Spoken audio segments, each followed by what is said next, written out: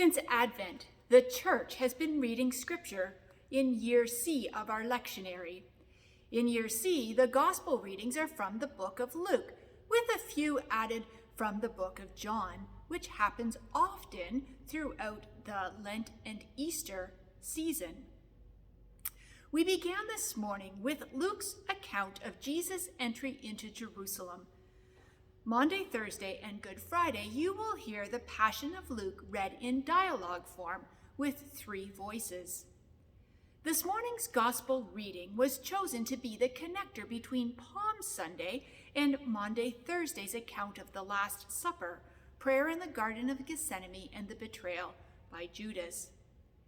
As I went to find this reading in the big print lectionary book, I found out that it is never read in any of the 3 years of the lectionary cycle.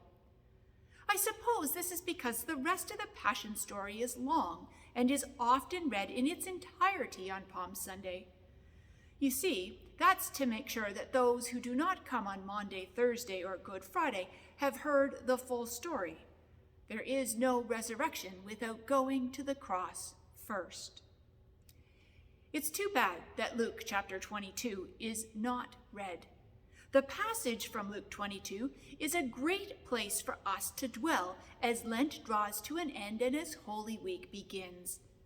The passage sets the stage and specifically draws our attention to reflect on whether we are ready to acknowledge, accept, and receive the risen Christ. Are you ready to acknowledge, to accept, to receive the risen Christ? Are you ready to receive a risen Christ? The characters in Luke's Gospel give us 3 ways to be ready to say yes. First, we are told of the chief priests, the scribes, the temple officers, and the police. They are looking for a way to put Jesus to death. This group is concerned about their authority, power, and position, and that it will continue. They feel threatened by Jesus because Jesus has gained a following with revolutionary talk, encouraged the living of God's covenant, has brought prophetic promises to life with healings, and has given hope to the poor, the marginalized, and the forgotten. To be ready to receive a risen Christ, we need to let go of the authority, power, and positions that we hold. And with humility, what authority, power, and position we have is to follow the example of Jesus. Revolution, living God's kingdom, God's covenant, bringing healing, hope, and inclusion. Only then are we ready to receive a risen Christ. Secondly, we are told in chapter 22 that Satan entered Judas Iscariot. Judas prepared to betray Jesus, his teacher and his friend, for money. This part of the story draws our attention to our hearts and our relationships. What is in our hearts? Betrayal, enmity, lust, greed, anger, revenge, unkindness?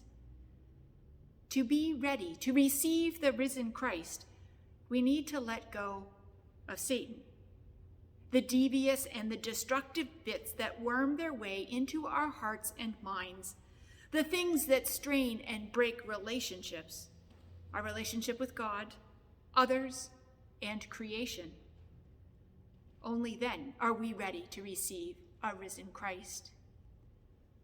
Thirdly, we are told that the disciples go to prepare the Passover meal, meaning they go to find a place to borrow. They set the table. They find a caterer. These details are important because the meal won't happen if preparations aren't made.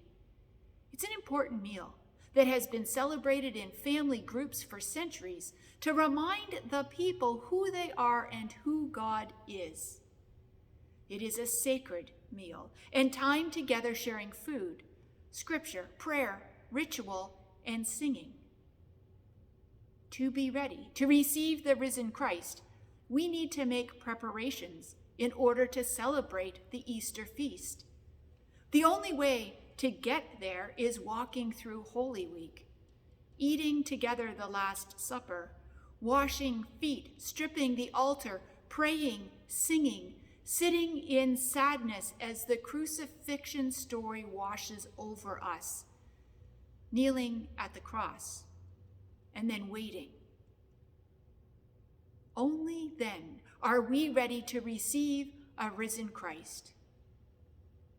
You are invited to journey through Holy Week so that you are ready to receive a risen Christ.